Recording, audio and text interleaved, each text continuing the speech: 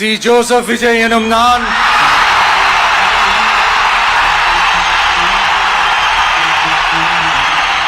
சட்டப்படி அமைக்கப்பெற்ற இந்திய அரசியல் அமைப்பின்பால்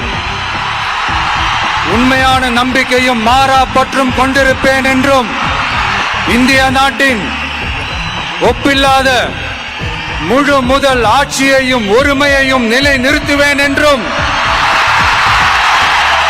தமிழ்நாட்டு அரசின் முதலமைச்சராக உண்மையாகவும் உளச்சான்றின்படியும் என் கடமைகளை நிறைவேற்றுவேன் என்றும் அரசியல் அமைப்பிற்கும் சட்டத்திற்கும் இணங்க அச்சமும் ஒருதலை சார்பும் இன்றி விருப்பு வெறுப்பை விலக்கி பலதரப்பட்ட மக்கள் அனைவருக்கும் நேர்மையானதை செய்வேன் என்றும் ஆண்டவன் மீது ஆணையிட்டு உறுதிமொழிகிறேன்.